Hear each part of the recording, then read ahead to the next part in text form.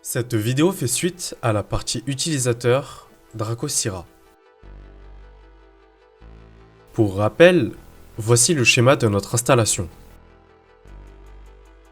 Dans cette vidéo, nous allons découvrir les différentes fonctionnalités indispensables du point de vue d'un administrateur. Avant toute configuration, vous devrez vous munir des adresses IP des ipCon ainsi que de leur username et de leur mot de passe respectifs. Il faut paramétrer le réseau de la User Station.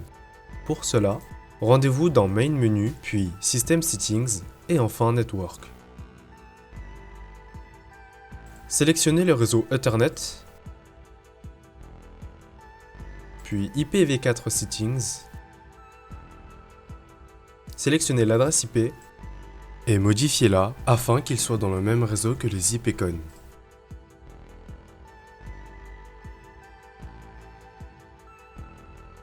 Cliquez sur OK. Pour configurer un ipCon sur la User Station, ouvrez Main Menu, puis User Station Configuration, dans l'onglet Configuration, puis Sierra Devices.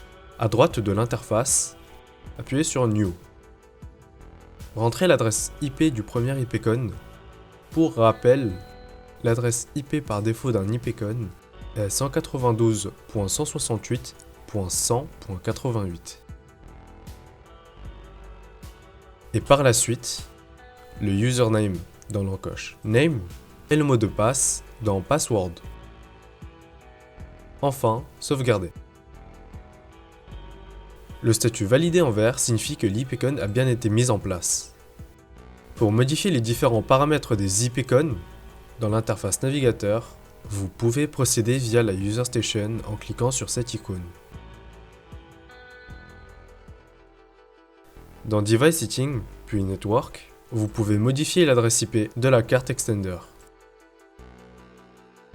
Une fois le paramètre validé, il vous faudra mettre en place la nouvelle adresse IP dans la configuration de la User Station afin de pouvoir poursuivre la configuration.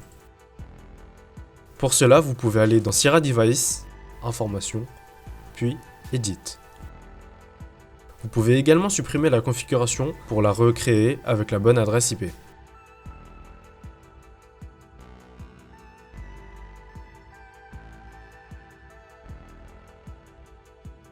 Dans notre exemple, elle a bien été prise en compte.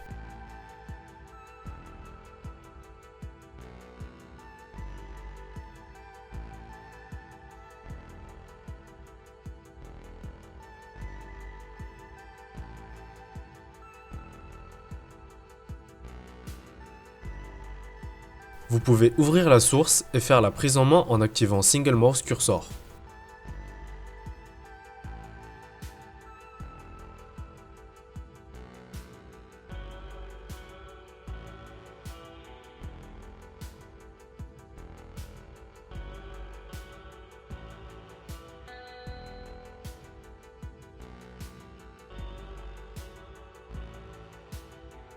Dans Préférences, vous pourrez modifier différents paramètres tels que la résolution des sources, la qualité de transmission ainsi que les préconfigurations des sources qui vont être affichées.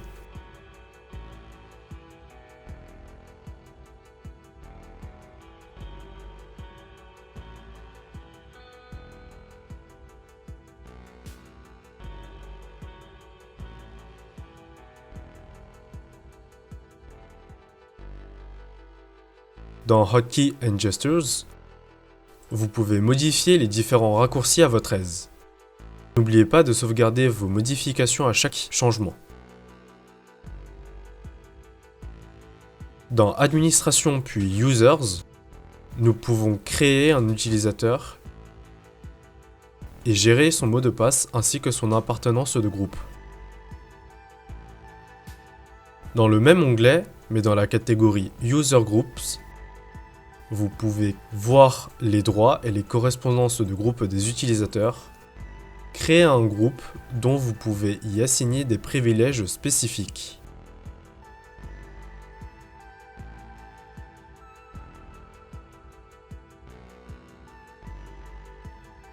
et également supprimer des groupes.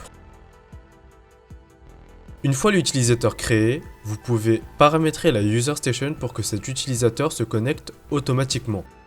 Pour cela, allez dans Auto Login et choisissez l'utilisateur souhaité.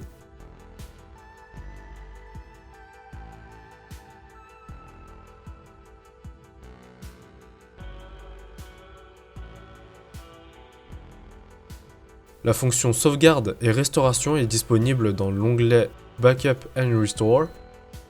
Il est néanmoins nécessaire d'avoir un périphérique de stockage externe sur la User Station. Pour effectuer des sauvegardes de paramètres et des configurations actuelles, appuyez sur Create Backup.